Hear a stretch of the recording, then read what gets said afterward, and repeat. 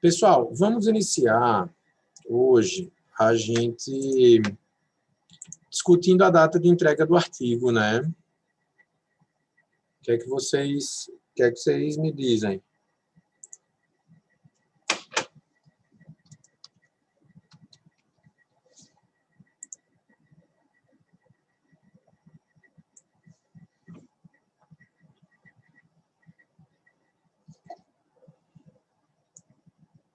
Alguma sugestão, pessoal? A gente tem a nossa aula termina no dia 30. Eu preciso ficar... a gente vai ter, pelo que eu vi aqui, 1, 2, 3, 4, 5, 6, 7, 8, 9, 10, 11 artigos. O que é que vocês sugerem como data?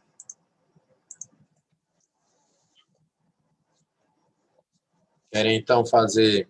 A Emana está sugerindo uma semana... Se a gente colocar dia 26, tá bom para vocês? 26?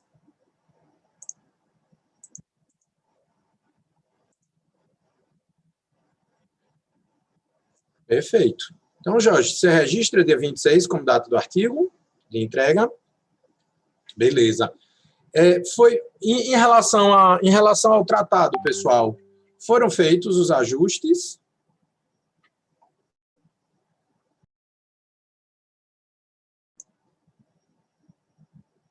Vocês chegaram a fazer? Isso eu acredito que não, mas não consigo fazer os ajustes ainda. Perfeito. Vamos marcar para quando os ajustes do tratado? Aquele burilamento todo.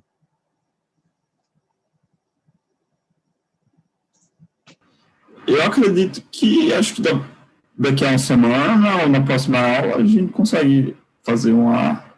Dia 12, Vitor? Marcamos para dia 12? Pode ser, professor. Dá certo.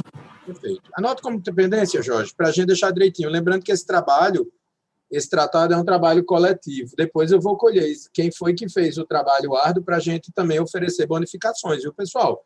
De modo que quem trabalhar diretamente na redação disso, etc., né, na próxima... Coloca, por favor, a pendência disso e a pendência da colheita das bonificações, Jorge, de quem trabalhou mais diretamente no tratado. Perfeito, professor. Vou colocar essas questões lá e vou marcar o Vitor. Se não me engano, quem era a outra representante da... Era a Lilian, né? Do Brasil? Isso, Jorge. A Lilian. Pronto, eu vou marcar vocês dois lá no Trello e colocar a data para o dia 12 e o link pro doc, certo? Para ficar fácil de vocês acharem tudo num canto só. Pronto, perfeito, excelente. Né? Porque aí a gente já viabiliza lá a bonificação. O pessoal está entrando. Pessoal, dúvidas acerca da última aula, quando conversamos sobre deportação até agora. A dúvida pode girar em torno de deportação e repatriação, como também vocês podem tirar aí dúvidas sobre, né, temas que sejam correlatos, né, aspectos interessantes que porventura tenham surgido. O que é que me dizem?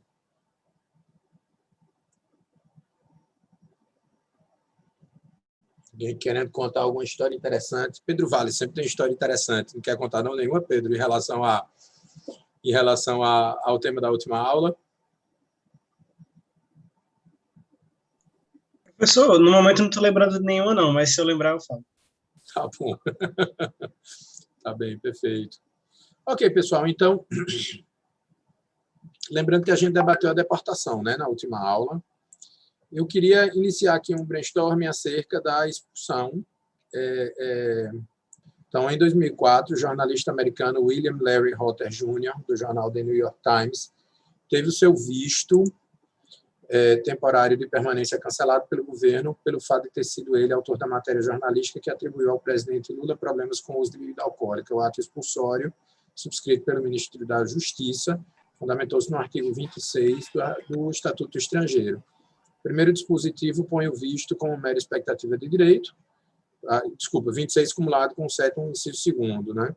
põe o visto como mera expectativa de direito, podendo a entrada, a estada ou registro do estrangeiro ser obstado em qualquer dos casos do artigo 7º pela inconveniência de sua presença no território nacional, critério do Ministério da Justiça. Por sua vez, o artigo 7º, inciso 2º, trata do estrangeiro nocivo à ordem pública ou aos interesses nacionais. Tal fato causou alarde em toda a imprensa mundial. Entendeu-se que um jornalista estrangeiro que critica o presidente da República em matéria veiculada na imprensa não pode ser evidentemente tratado como inimigo no país submetido à medida expulsória que deve valer para casos realmente graves que afetem os interesses do país como um todo. Pessoal, eu vou abrir aqui 2 grupos. Vocês vão, durante 5 minutos, debater isso. Eu vou... Façam um print da tela para vocês saberem do que se trata, certo? Eu vou abrir 2 grupos. Vocês vão portanto, fazer uma pequena pesquisa para a gente debater e assim a gente entra na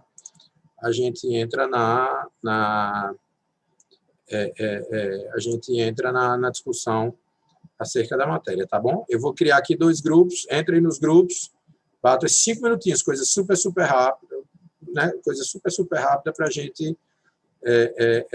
gente depois compreender melhor os conceitos.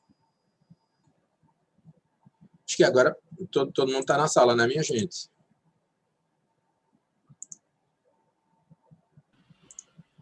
Penso que sim, professor. Perfeito. Sendo assim, eu pergunto como é que você se sentiu em 2004, quando o governo Lula lhe ameaçou de expulsão? Você ficou surpreso?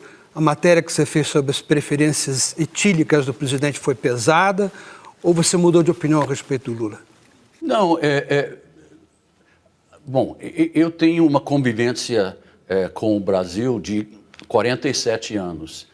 E aquela semana foi uma semana dura e amarga, porque eu enfrentava a ameaça de ser expulso de um país que eu realmente gostava e eu até amava, e ainda amo. Então, pensar que talvez eu nunca voltaria a visitar ou trabalhar no país foi algo, um golpe duro. Mas tudo acabou, correu bem, né? Porque as instituições brasileiras democráticas que eu defendia na época da ditadura, elas funcionaram como devem funcionar. Uma corte baixou uma liminar e o presidente acatou o veredito. A imprensa, mesmo discrepando, alguns daquela matéria, defenderam o princípio de liberdade de imprensa. Então foi, sim, uma semana difícil. Mas você ficou decepcionado com a ameaça de expulsão? Não, decepcionado não. Eu acho que foi uma reação quase que emocional, não bem pensada, mas político é político, né? Isso acontece. E não foi a primeira nem a última vez que eu enfrentei esse tipo de coisa. Trabalhando na Argentina e no Chile, eu fui até preso durante algumas horas. E, bom, em Panamá, com Noriega, a mesma coisa. Faz parte dos desafios do correspondente estrangeiro. Pessoal, comentários. E aí? O que é que vocês me dizem? Seja comentário sobre o vídeo, seja comentário sobre o que vocês pesquisaram. Lembrando, né, minha gente, nessa época estava em vigor o Estatuto do Estrangeiro, certo? Que era a Lei 6.815/81. Não estava em vigor a Lei 13.445, que é a Lei de Imigração. O que é que vocês concluíram ali a partir do debate? Professor, foi isso que a gente discutiu. Também essa análise comparativa de pegar o Estatuto do Estrangeiro, analisar que lá eles condicionavam o visto, por exemplo, não se considerar o visto para esse estrangeiro que, enfim, seja nocivo ao interesse geral do país. E a gente analisou que na lei de imigração atual, que revogou esse Estatuto do Estrangeiro, ele já não coloca isso, ele não coloca que, olha, não se considerar o visto ao estrangeiro que, tipo, ele já coloca não se considerar o visto e também não tem essa parte desse estrangeiro que seja nocivo ao país. E enquanto opinião pessoal mesmo, eu acho que é bem arbitrário mesmo a gente considerar necessariamente esse estrangeiro estaria ferindo o interesse geral do país e tudo mais, por causa justamente do que ele falou, dessa imprensa livre e pela democracia, ela ainda está caminhando a passos lentos no Brasil, é muito perigoso a gente, tipo, fazer essa restrição. Vocês devem... Claro, eu estava direcionando vocês para os artigos 26 a 7º, né? Acho que a primeira coisa que a gente precisa dizer é que, na verdade, se tratava de medida expulsória disfarçada, não sei se vocês perceberam, porque, na verdade, ali a medida foi de cassação de visto, a partir dessa expressão de que se tratava de uma pessoa nociva ao território nacional. Eu não preciso dizer que a palavra nociva não deve ser usada em relação a qualquer pessoa, concordam? Não é? Então, você já vê a diferença, se vocês colocarem aí numa pesquisa na lei de imigração, vocês só vão ver a palavra nociva uma vez, se vocês colocarem no Estatuto de Estrangeiro, vocês veem com mais frequência, e mesmo assim a palavra nociva na lei de imigração é usada para designar uma atividade, não uma pessoa. Então, quando você utiliza a palavra nociva em relação a uma pessoa, ainda que estrangeira, você vê claramente ali uma certa incompatibilidade do texto com os valores que estão abarcados na Constituição de 88, sendo certo que o Estatuto Estrangeiro é anterior, né, à Constituição de 88. E fica muito clara hoje essa ideia de proteção ao direito dos migrantes quando a gente faz um comparativo simples entre os dois dispositivos que vão regular a expulsão nas duas normas. Ora, no Estatuto Estrangeiro, a expulsão estava regulada, minha gente, no artigo 65. O artigo 65 dispõe no caput: é passível de expulsão o estrangeiro que, de qualquer forma, atentar contra a segurança nacional, a ordem pública, a ordem política ou social, a tranquilidade, minha gente, a tranquilidade, ou moralidade pública e a economia popular, ou cujo procedimento torne nociva a conveniência aos interesses nacionais. De modo que, ali embora o que se tratasse fosse uma cassação de visto, a cassação de visto era equivalente à expulsão, o que impediria a permanência do estrangeiro no território nacional, né? Equivaleria efetivamente à expulsão, sob esse argumento de que ele era desinteressante aqui, né? Algo que o Estatuto, algo que a lei de imigração hoje não contempla, de modo que a gente percebe claramente, né, o viés protetivo da nova legislação diante da legislação anterior. Né? Mais alguma observação, pessoal? Eu achei interessante o judiciário, em sede de habeas corpus, se pronunciar sobre essa questão do ato do presidente, mesmo sendo um ato discricionário, né? Porque ele é o presidente da República que olha a questão da conveniência e a oportunidade, mas o judiciário entendeu que violava a liberdade de imprensa e, por isso, por ter um vício ali de legalidade, ele poderia controlar. Eu achei interessante isso. Exato. No caso aí, o controle. Você agenta diante de um conceito jurídico indeterminado, né, sobre o que é nocivo. Isso atrai uma aplicação discricionária da norma por parte do Poder Executivo, mas essa aplicação discricionária precisa observar justamente esse conjunto de valores da Constituição de 88 que não estaria, né, sendo observado se o ato de, entre aspas, expulsão se consumasse. Então, houve, de fato, o controle jurisdicional, e vejam como foi elogiado, não é? Na verdade, esse controle jurisdicional ele vai ter aí dois aspectos que que são importantes serem sobrelevados. Primeiro, a existência de instituições que garantam direitos, inclusive a pessoas que não detenham o status de nacionais, né?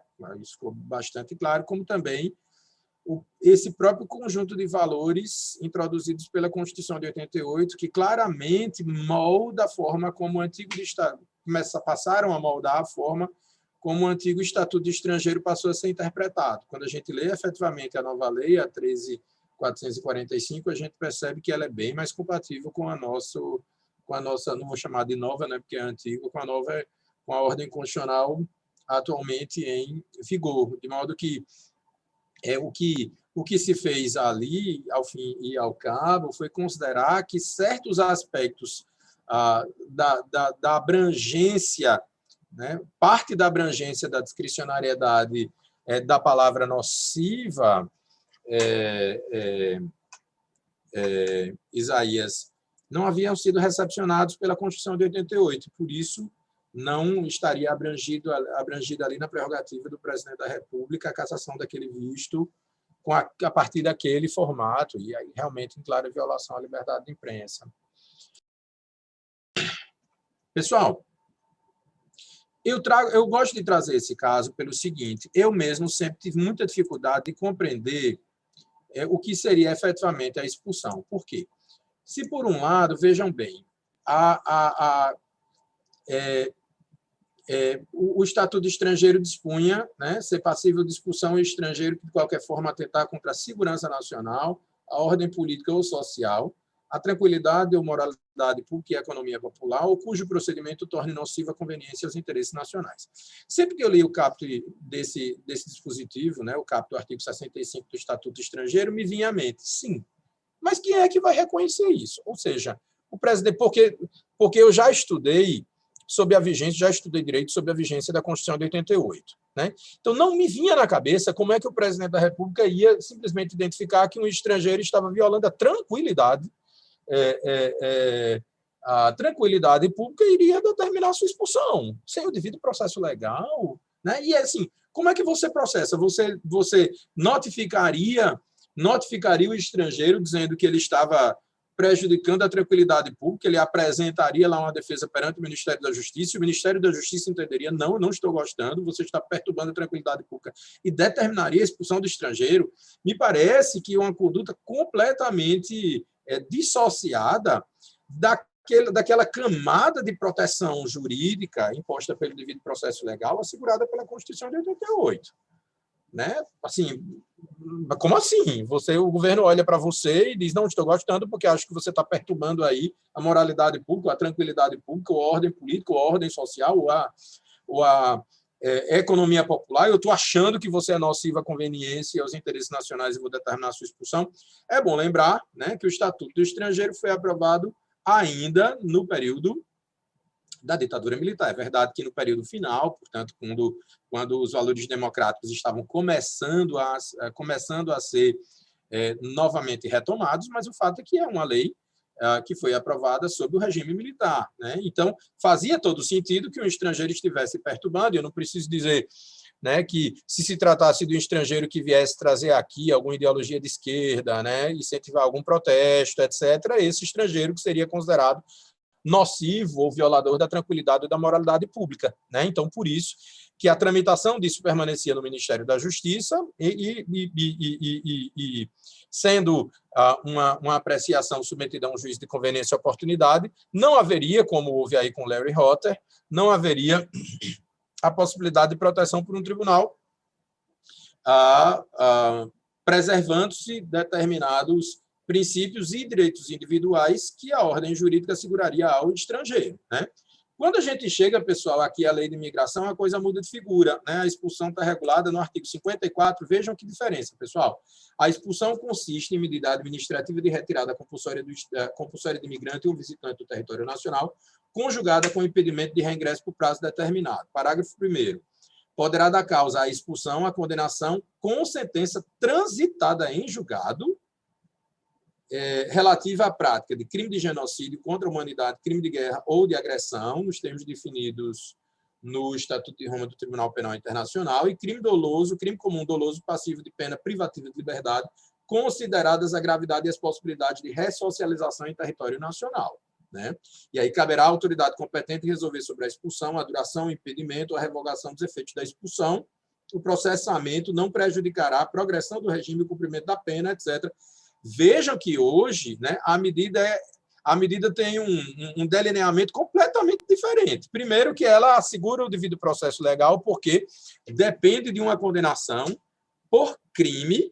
Portanto, ali você tem claramente o que seria o enquadramento da conduta submetida à expulsão. Então, condenação de um crime cuja gravidade seja reconhecida, com o trânsito em julgado, portanto, com a prévia condenação pelo Poder Judiciário, para só depois se determinar a expulsão pelo Poder Executivo, e mesmo assim a possibilidade de expulsão não é universal, porque se deve considerar a possibilidade de ressocialização em território nacional, e a expulsão não pode ser uma pena definitiva, até porque vocês sabem que o nosso direito veda penas de caráter perpétuo. Né? Então, a expulsão mudou completamente de figura em relação ao que era. Agora me faz sentido o que é efetivamente a expulsão. Quando eu estudei na faculdade de expulsão, pessoal, não me fazia sentido o que era isso. Não me fazia sentido. Mas como assim? Você vai simplesmente mandar o cara embora? Não pode. Né?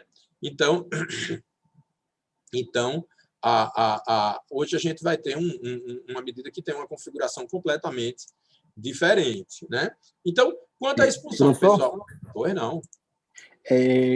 Quais seriam esses crimes? Teria algum específico? Porque, por exemplo, eu estava lendo aquela que está bem comentada agora, a Lei de Segurança Nacional, que está sendo bem utilizada. O presidente da República para perseguir pessoas e o judiciário para perseguir algumas pessoas também. E o artigo 22 dessa lei tem um crime de fazer propaganda em público de luta pela violência entre as classes sociais. E esse artigo 22 tem sido bem utilizado. Eu fiquei perguntando se, por exemplo, algum estrangeiro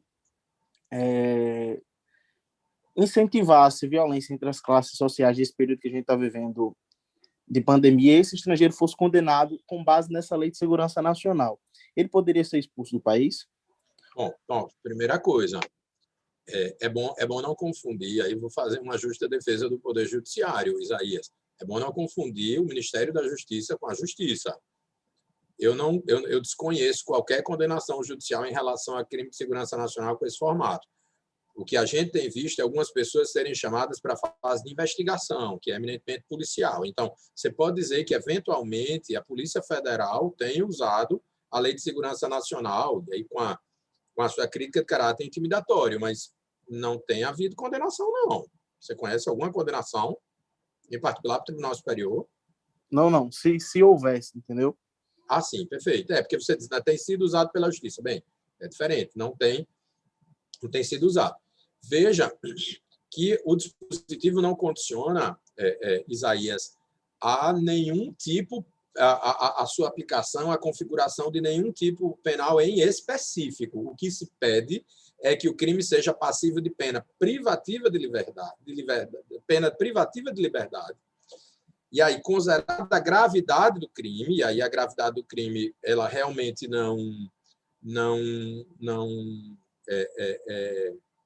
a gravidade do crime ela permanece aí num juízo de conveniência e oportunidade, embora possa ser discutido, dependendo de qual seria o motivo da expulsão, e a possibilidade de ressocialização em território nacional. De modo que, se você percebe que há a possibilidade de ressocialização em território nacional, já não seria o caso. Né? E aí você precisaria, era assim, no momento em que você deflagra o processo administrativo voltado à expulsão, você precisa fundamentar a gravidade daquele crime, né? A gravidade daquele crime como um elemento justificador da expulsão. Sendo certo que o artigo 55 também veda a expulsão quando a medida configurar extradição inadmitida pela lei brasileira, quando o expulsando tiver filho brasileiro que esteja sob sua guarda ou dependência econômica ou socioafetiva, ou tiver pessoa brasileira sob sua tutela, tiver cônjuge ou companheiro residente no Brasil sem discriminação alguma reconhecido judicial ou legalmente, tiver ingressado no Brasil até os 12 anos de idade, residindo desde então no país,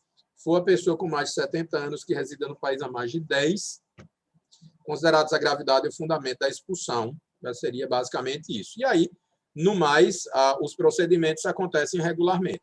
Nesse seu caso, você precisa ver se o crime contra a segurança nacional que tiver sido praticado foi punido com pena de reclusão e se é grave. Agora, o que não pode é ser por perseguição política, porque se for por perseguição política, se a gente considerar a tradição aí do Larry Hotter, o ato de expulsão será imediatamente cassado. Agora, é bom lembrar que o nível de proteção, só concluindo, o nível de proteção do estrangeiro aí é muito maior, porque se porventura ele for condenado efetivamente pelo crime contra a segurança nacional, ele foi condenado judicialmente. Você vai ter aí uma conjugação. Veja a diferença, Isaías. Antigamente, você chegava simplesmente no poder, chegava no Ministério da Justiça e já determinava a expulsão. Agora você precisa de uma espécie de complô, porque você precisa da condenação, né, penal. Aí depois você precisa, no ato de expulsão, você precisa que o ato de expulsão seja no ato de expulsão você precisa fundamentar que o crime foi grave, justificar sobre a impossibilidade de ressocialização em território nacional para que se determine a expulsão, e você ainda tem que... E aí, muito provavelmente, o cara vai se insurgir contra o ato expulsório, você precisa de uma nova atuação do Poder Judiciário, a pessoa vai entrar na Justiça, dizer que o ato de expulsão está correto. De modo que é um complô que você precisaria de um complô envolvendo a polícia, o Ministério Público, a Justiça e o Poder Executivo. Assim, numa situação como essa, é mais difícil, você resguarda muito mais o estrangeiro, no caso o migrante, para a gente usar agora a terminologia correta, do que acontecia no passado, em que você tinha o ato providenciado simplesmente pelo Poder Executivo e, antes da Constituição de 88, uma certa timidez do Poder Judiciário ao analisar o ato administrativo discricionário. De modo que o ato expulsório no Brasil ele vai ser extremamente residual por essa própria configuração institucional. Não sei se você concorda, mas você estava falando, eu interrompi você, desculpa. Diga lá. Não, era justamente isso mesmo, porque eu tinha visto na lei os crimes que tinha nessa lei, eu achava bem absurdo. Ela, ao meu ver, não deveria nem estar em vigor da maneira como está, sabe? Aí, quando o senhor falou sobre essa questão da expulsão, porque tem por exemplo, lá prevê pena de reclusão em quem caluniar ou difamar o presidente da República, por exemplo. E, às vezes, a pessoa poderia manifestar uma opinião e ser entendido como uma calúnia ou difamação e acabar sendo expulsa. Mas, como o senhor explicou esse procedimento, realmente é bem difícil que haja esse complô e isso venha acontecer. Entendeu? Eu não sou especialista em direito penal, mas assim, é uma lei, de fato, muito criticada e uma lei muito antiga, né, Isaías? A Lei de Segurança Nacional.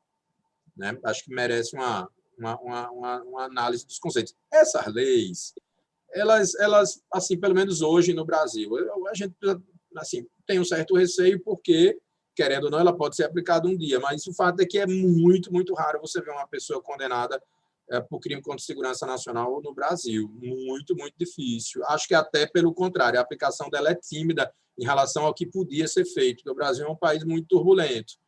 Né? Eu me lembro que quando aquele cara esfaqueou o hoje presidente Bolsonaro, havia discussão sobre se aquilo ali poderia ser considerado um claro atentado contra a democracia. Né? Havia discussão sobre se aquilo poderia ser enquadrado ou não como crime contra a segurança nacional, mas assim, realmente eu não sou propriamente a pessoa mais adequada para isso. Mas eu me lembro daquele povo que, encapuzado, como é que chama? Os black blocs. Ali realmente era um claro atentado contra a democracia, né? Você fazer aquele tipo de protesto sustentado no anonimato. Mas, enfim, a gente tem alguns movimentos, alguns resquícios de atos atentatórios.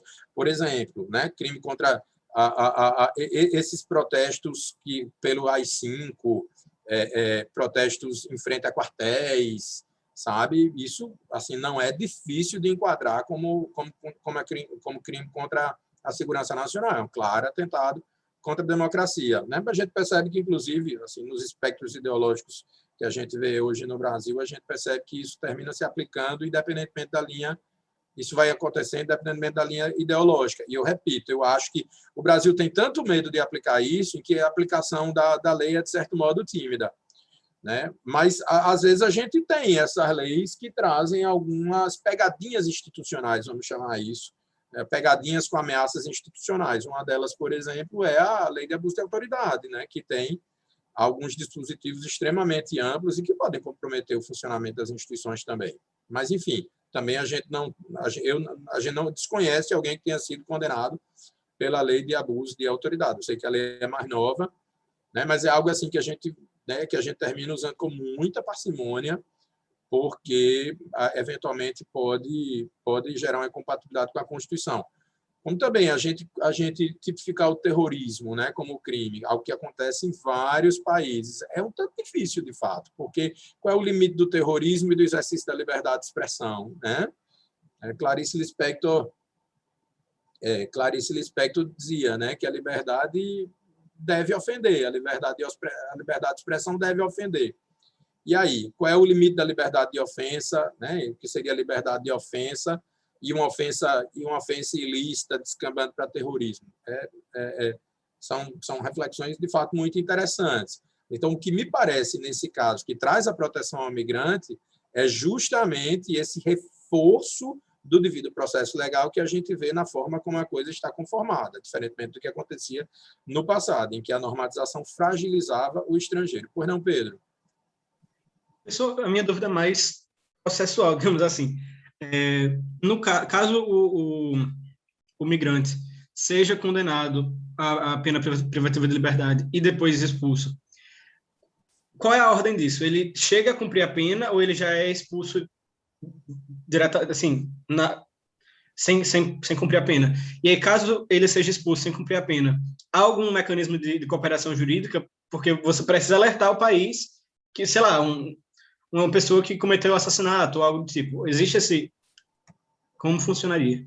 Ele cumpre a pena no Brasil e depois é expulso, sob pena de esvaziamento da sanção. Porque o outro país não vai submetê-lo à prisão, a menos que tem um instituto chamado, está previsto, inclusive, agora é um Instituto Humanitário de Cooperação Jurídica Internacional, Pedro, chamado transferência, deixa eu achar aqui na lei de imigração, que ele passa o dispositivo, transferência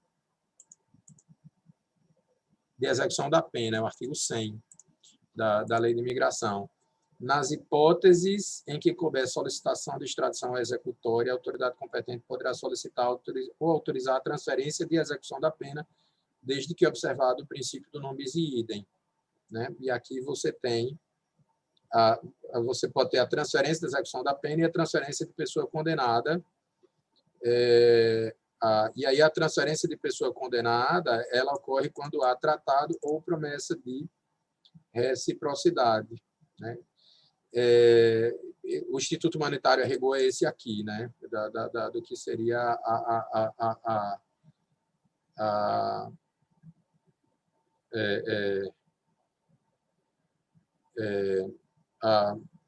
seria no interesse da pessoa. Assim, para resumir a história, esclarecendo melhor para você. A lógica é ele cumpra a pena no Brasil e depois seja expulso, a menos que a gente aplique um desses dois instrumentos de cooperação jurídica internacional, a transferência para a execução da pena ou a transferência da pessoa condenada. No caso da pessoa condenada, da transferência da pessoa condenada, você faz por interesse dela. No caso da transferência da execução da pena, você faz por interesse do Estado. Então, por isso que eu digo que a transferência da pessoa condenada é um instituto de caráter humanitário. Você quer aproximar a pessoa de sua família. E aí, embora haja promessa de reciprocidade, normalmente ela se faz por tratado. A minha orientadora de doutorado, a professora Margarida Cantarelli, era desembargadora do TRF5, ela costumava, nas apelações envolvendo aquelas mulas, aquelas mulheres que participavam do tráfico de drogas, mas, de certo modo, eram uma condição imposta pela vida, né? Pela dificuldade financeira. Eram mulheres que se submetiam pela dificuldade financeira a transportar droga de um país para o outro, né? E era muito comum a gente receber esse tipo de processo aqui na Quinta Região. Então, na apelação, no julgamento da apelação, ela fazia checagem dos tratados existentes, mesmo sendo anterior ao Estatuto do Estrangeiro, fazia checagem dos tratados existentes em relação em relação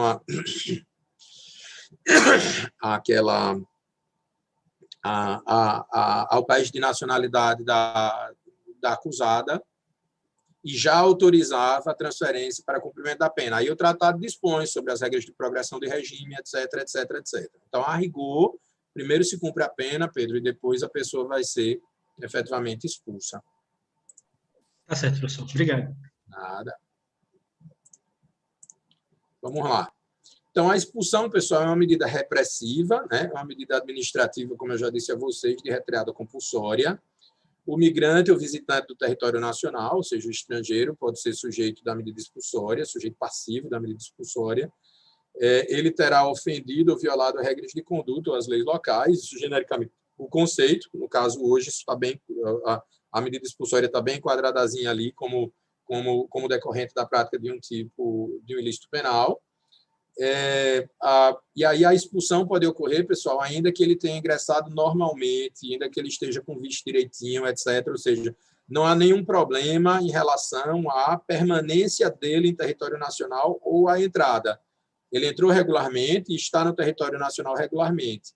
Ou seja, vai depender de algo que ele pratique, né, da conduta por ele praticada, o ato expulsório, que vai ser conjugada com o impedimento de reingresso por um prazo determinado, que não ficava muito claro na legislação anterior, né? Essas são as hipóteses, né? Crime de genocídio contra a humanidade, de guerra e de agressão, né? Como também o crime doloso passivo de pena privativa de liberdade.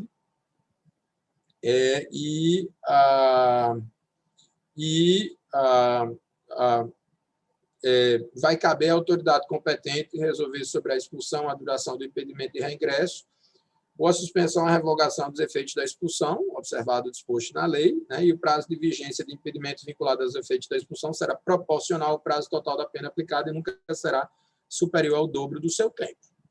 Então, acho que, em relação à expulsão, basicamente é isso, né? Acho que, como conclusão em relação a isso, a gente pode afirmar que esse conceito de nocividade é um conceito hoje que se perdeu diante da lei de imigração, né? E já se tratava de um conceito antes um tanto complexo e muito subjetivo, de duvidosa compatibilidade com a Constituição.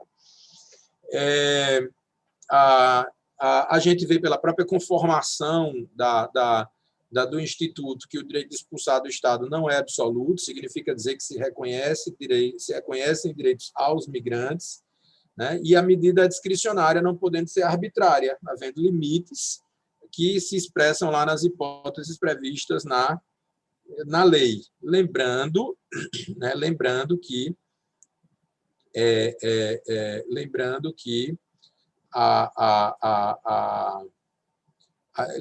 a expulsão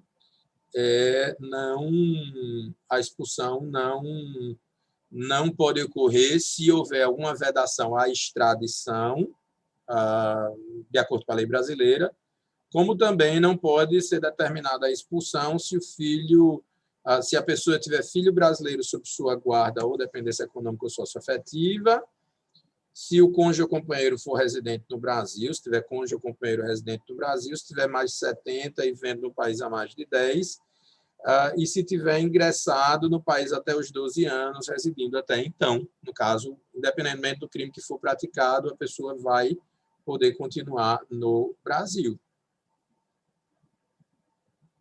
Vai poder continuar no Brasil. Dúvidas, pessoal?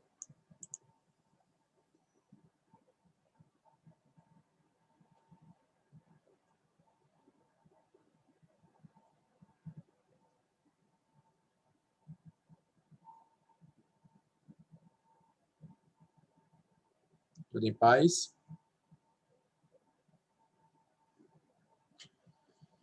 Pessoal, e por fim, a gente vai ter aqui a extradição, né? A extradição. A extradição já é um ato de cooperação jurídica internacional, pessoal. É um ato de cooperação jurídica internacional. A extradição vai acontecer não pela prática de um fato a prática de um ato ilícito do migrante no Brasil, mas em função da estada, da permanência desse migrante no Brasil. Por quê? Porque ele terá praticado um ilícito fora do Brasil e haverá uma solicitação ao Brasil de entrega dessa pessoa para cumprimento da sanção que for determinada nesse país que faz a solicitação. Claro que o inverso pode ocorrer, de o Brasil solicitar a entrega de alguém que não está dentro do território nacional, que está fora do território nacional, para que aqui cumpra também uma pena, né? Para que cumpra uma pena determinada pela justiça brasileira. Primeiro, eu preciso dizer a você... Então, assim, é interessante porque enquanto a extradição visa cooperar com o outro Estado, no caso da expulsão, o Brasil quer se ver meio que livre daquela pessoa. Quer se ver livre daquela pessoa. Aquela pessoa é indesejada no Brasil pela conduta que praticou por aqui. Né? Pela conduta que praticou por aqui. Ela só se justifica pelo fato de a pessoa não ser, pessoal, nosso nacional, porque, teoricamente, não é possível. A gente sabe que a pena de banimento é uma pena vedada no nosso direito, não é isso? No artigo 5º da Constituição, de modo que você não poderia fazer o mesmo com o Jorge. Imagina, um crime horrível que ele teria praticado, né? Ele é condenado, cumpre a pena e depois vamos nos livrar de Jorge. Né? Isso não é possível, inclusive porque a rigor, a gente teria, inclusive, dificuldade de identificar quem quisesse, né, receber alguém tão ruim quanto Jorge. Né? Que país iria receber? que país queria receber um Jorge qualquer? Não é isso? Então, o Brasil vai ter que engolir Jorge pelo fato de ele ser nosso nacional. Né? Pelo fato de ele ser nosso nacional. No caso do migrante, não. Haverá quem o receba, né, pelo fato de ser dele nacional. E, nesse sentido, o Brasil pode dizer, olha, infelizmente, essa pessoa é indesejada por aqui pelo crime que praticou, nós aplicamos a sanção, ou entregamos, transferimos para que a pena seja cumprida lá no país dele, no caso da transferência da execução da pena, mas o fato é que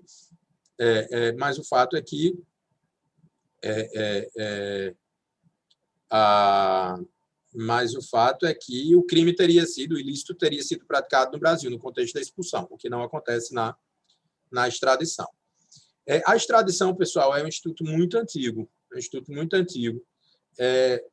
e esse instituto começou como um instrumento de troca de presos. Acho que eu já disse isso na última aula, mas o tratado mais antigo de que se tem notícia tem a previsão de uma cláusula que pode hoje ser considerado um rudimento da extradição.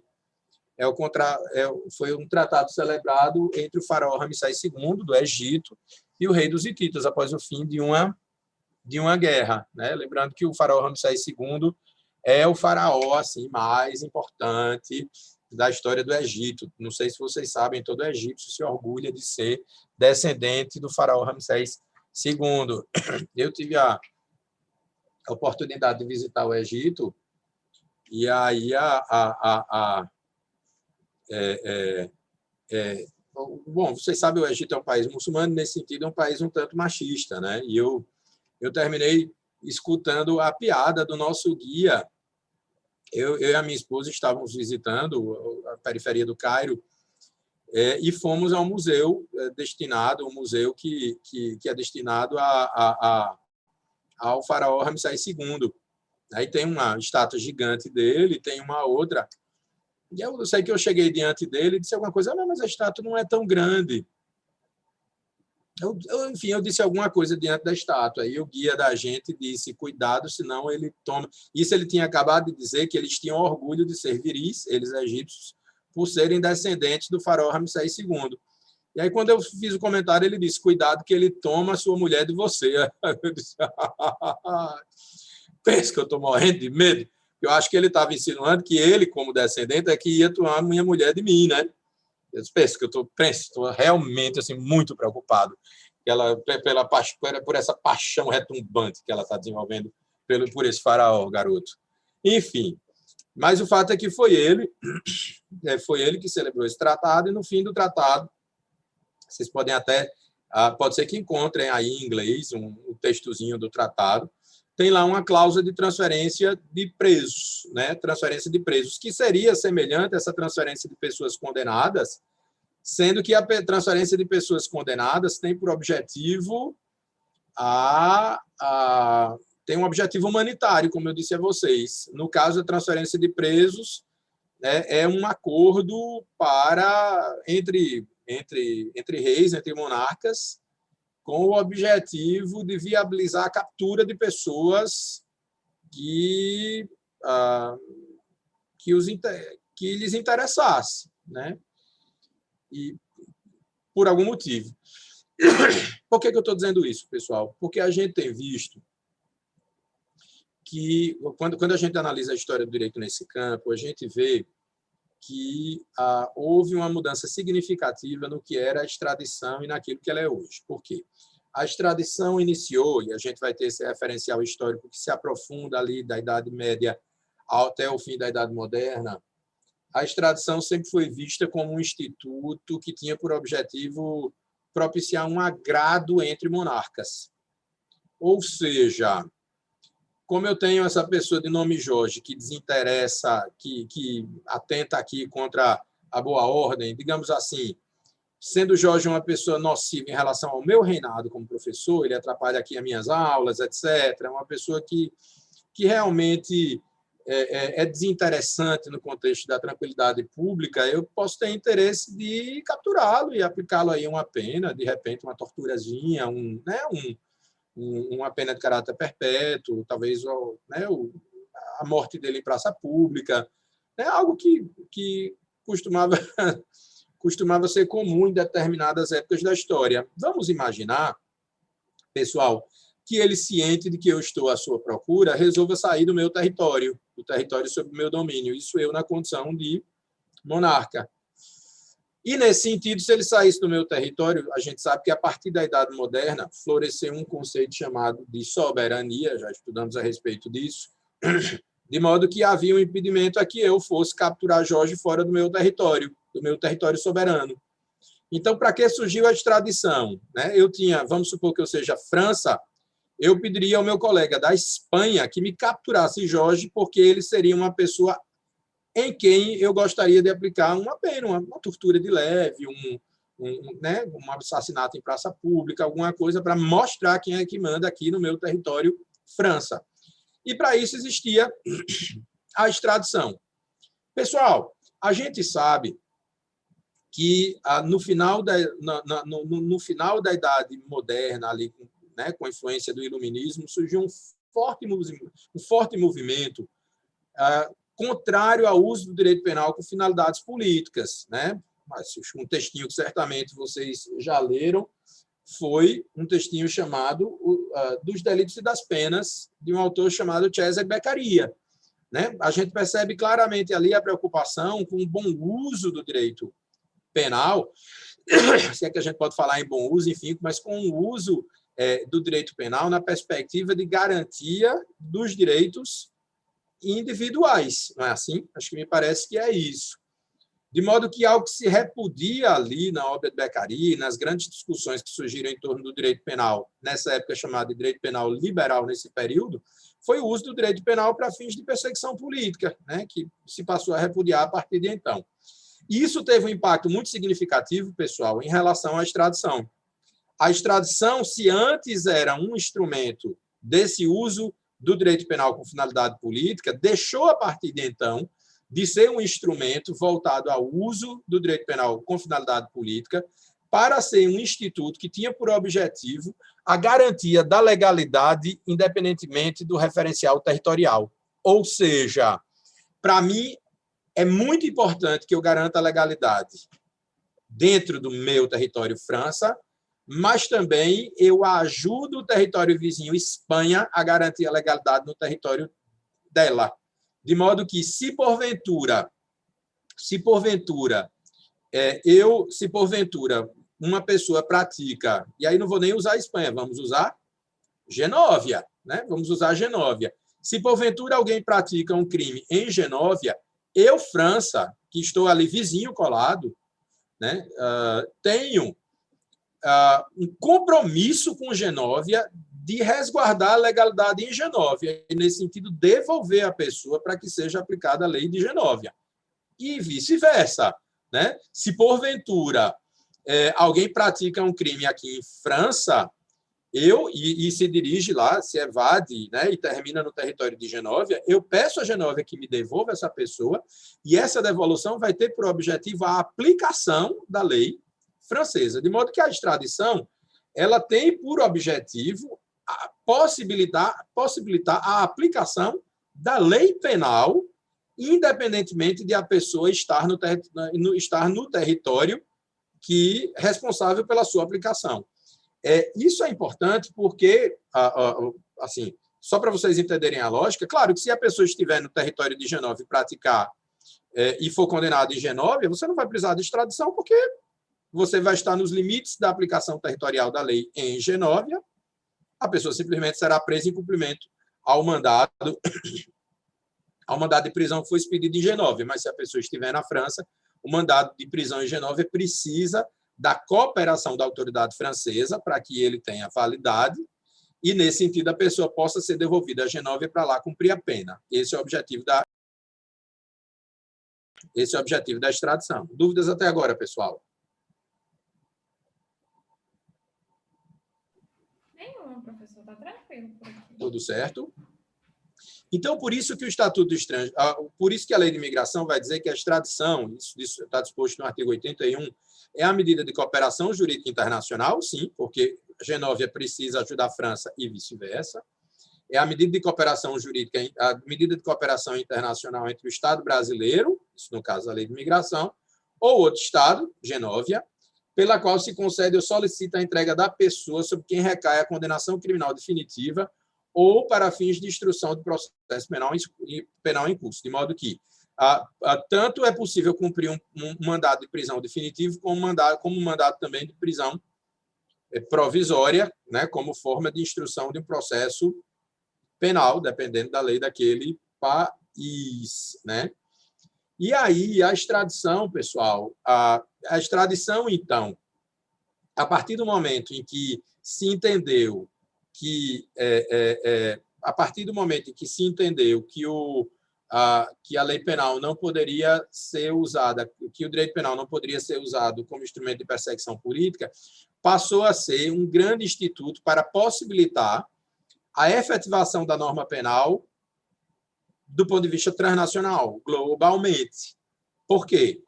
Independentemente de onde você esteja, você não vai poder praticar um ilícito porque o território soberano não será um subterfúgio para que você cometa um crime e se evada.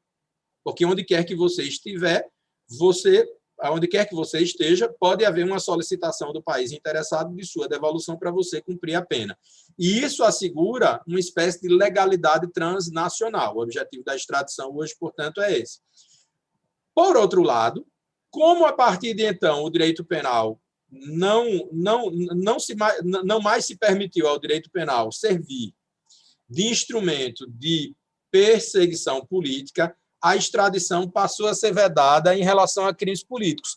Tanto que o artigo 5º da Constituição, pessoal, vocês podem procurar aí, o artigo 5º da Constituição proíbe a extradição para crimes políticos, e isso, na verdade, é uma consequência da grande reflexão que se teve nessa época e que se tornou um princípio do direito penal internacional. Então, um dos princípios do direito penal internacional que a gente pode reconhecer como válidos é de que a extradição não pode ser usada como forma de repressão a crimes políticos, sendo aplicada apenas ao crime comum, né?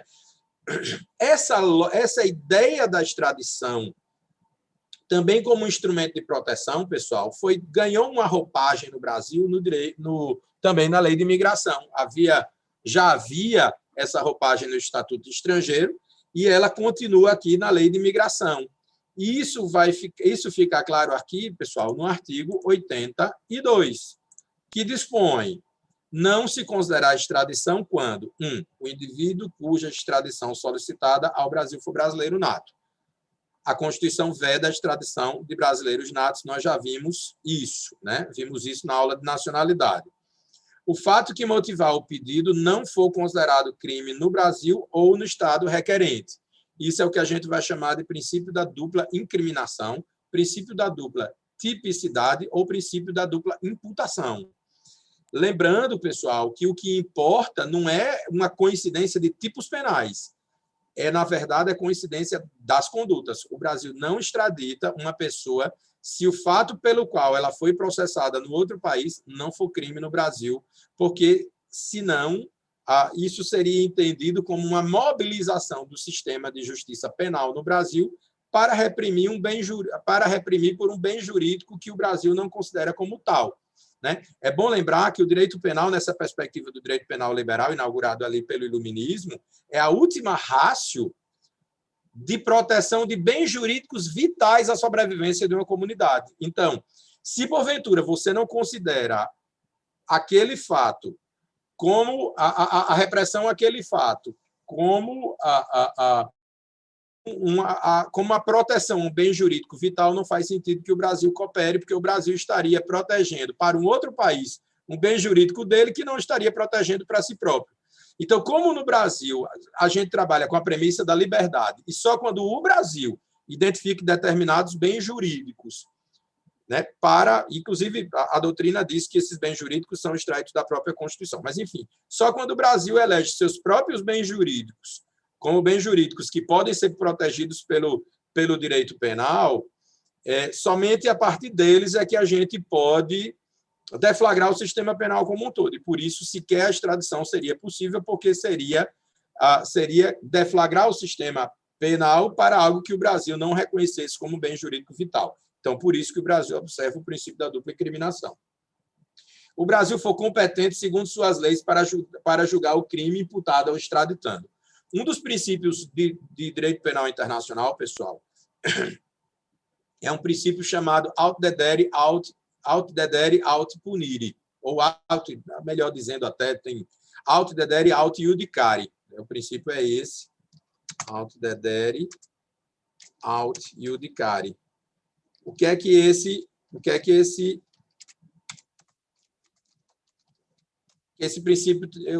princípio quer dizer? Extraditar ou julgar. Né? Alguns autores usam aut dedere, aut punire, extraditar ou punir.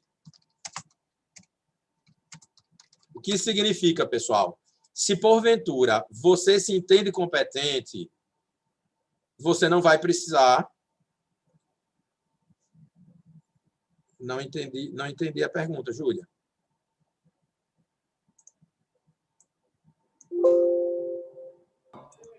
Professor? Pois não. Me escuta? Sim, sim. Na verdade, eu ia falar que o princípio quer dizer que não é possível a aplicação dos dois, tipo, julgar e extraditar, né? Exatamente. No caso, ou é uma coisa ou é outra. Ou uma coisa ou outra. Né? Significa dizer que se o Brasil se entende competente, ele vai aplicar, eventualmente, a pena, e se ele aplicando a pena, ele não vai extraditar sob pena de bis in idem, né? De bis in idem transnacional, mas de bis in idem. Então, o Brasil, efetivamente, não extradita nessa situação. E, por isso, ele termina dispondo aqui no inciso 3º, que ele não extradita se o Brasil for competente segundo suas leis, porque aí é um desejo aqui de preservar sua própria competência. Então, ele julga se ele se entender competente. Não se considerará extradição quando a lei brasileira impuser ao crime pena de prisão inferior a 2 anos. Né? O Brasil acha que não deve ser mobilizado o seu sistema de justiça nessa situação. O extraditando estiver respondendo a processo já haver sido condenado ou absolvido no Brasil pelo mesmo fato em que se fundar o pedido, é também a aplicação daquele princípio extraditar ou punir. A punibilidade estiver extinta pela prescrição segundo a lei brasileira e a do Estado requerente. Então, isso aqui, na verdade, é um desdobramento do princípio da dupla incriminação. O fato constitui crime político de opinião no Brasil, falamos a respeito, né, um princípio de direito penal internacional. O extraditando tiver de responder no Estado requerente perante a tribunal ou juízo de exceção, o extraditando for beneficiário de refúgio nos termos da Lei 9474 de asilo territorial. Em relação aos dois últimos pontos, pessoal, se ele tiver que responder no Estado requerente, perante juiz ou tribunal de exceção. Pessoal, a extradição, na verdade, é um instrumento por meio do qual o Brasil tenta viabilizar, do ponto de vista transnacional, o devido processo legal. Se, porventura, a pessoa vai responder em tribunal ou juízo de exceção, o Brasil não extradita. Inclusive porque o fundamento, em geral, já falamos a respeito da cooperação jurídica internacional, é o reconhecimento da juridicidade do ato praticado pelo outro Estado. Se o Brasil reconhece que aquele tribunal é de exceção, o Brasil não extradita, porque não vai estar reconhecendo juridicidade do ato praticado pelo outro Estado. E por que ele não extradita se tratar de refúgio? Porque, no caso de refúgio, ele vai estar reconhecendo naquela pessoa se ela é vítima de perseguição política. Então, é um desdobramento da própria vedação de extradição a crime político, porque o pressuposto do refúgio é uma perseguição política no país de origem, né? Por isso mesmo que eu disse a vocês que o refúgio é uma postura em si anticooperativa, porque o refúgio necessariamente vai gerar ali o bloqueio da extradição, até por uma impulsão lógica. O Supremo Tribunal Federal decidiu isso, inclusive, em relação... decidiu isso, ficou muito claro no caso de Cesare Battisti, pelo menos refletiu a respeito disso, coisa ficou um pouco desorganizada no pensamento, mas se refletiu a respeito, porque não fazia sentido você reconhecer, né, a existência de um refúgio e extraditar. É como se você estivesse devolvendo a pessoa para os leões, a vítima para os leões. Né? No caso de Cesare Battisti, a grande questão é que se reconheceu que o refúgio não era bem devido no contexto do processo de extradição, por isso que se autorizou a extradição. Mas o caso é que não faz sentido você reconhecer um refúgio e depois simplesmente autorizar a extradição para que, pelo mesmo motivo que fora concedido o refúgio, essa pessoa seja punida no seu estado de origem, né? No seu estado de origem.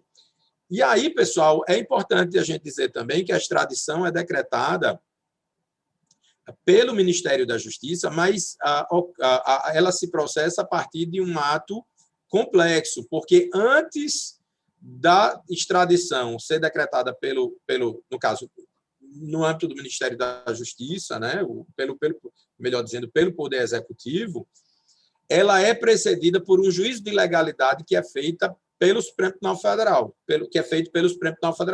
de modo que, quando se recebe o pedido de extradição, esse pedido vai se processar no Supremo Tribunal Federal, que vai verificar se há legalidade ou não, e vai fazer um pente fino, um checklist quanto a esses requisitos previstos na lei, e após a manifestação do Supremo é que a pessoa vai poder ser extraditada pelo Poder Executivo, sendo certo que o Poder Executivo pode fazer também um juízo de conveniência e oportunidade quanto à extradição ou não da pessoa.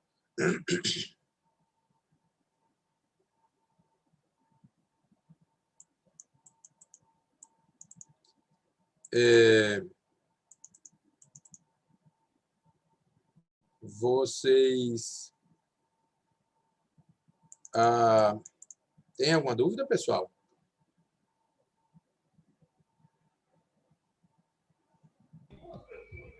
Não, professor, até agora está bem tranquilo, até porque, como a gente tinha visto algumas coisas quando vimos nacionalidade, né? Então está bem de boa. Ok.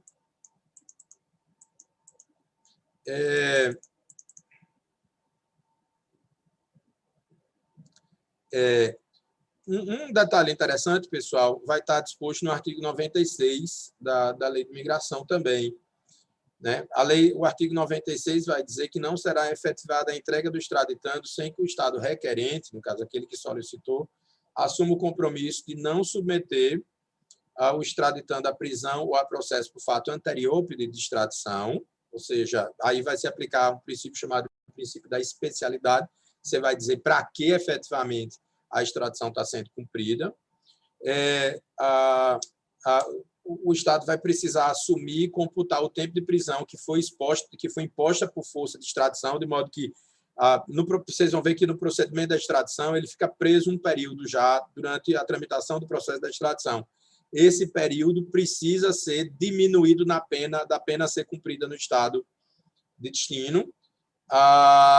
a pena corporal perpétua ou de morte precisa ser comutada em pena privativa de liberdade, respeitado o prazo máximo de 30 anos. Não pode haver, pessoal, não pode haver extradição para cumprimento de pena de morte, para pena perpétua ou pena corporal. Então, o Brasil autoriza a extradição, mas exige do Estado que está pedindo a extradição o compromisso de transformar essa pena numa pena privativa de liberdade, de modo que, se você comete, por exemplo, não sei, você comete nos Estados Unidos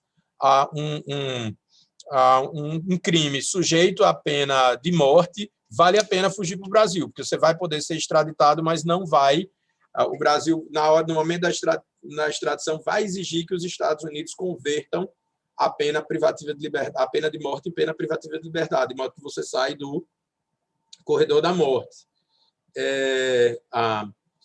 O Estado também se compromete a não entregar o extraditando sem consentimento do Brasil a outro Estado que o reclame, não causará nenhum motivo político para agravar a pena e não submetê-lo a tortura, tratamentos ou penas cruéis, desumanas ou degradantes. Esse último dispositivo é interessante porque a gente poderia refletir sobre as prisões brasileiras, né?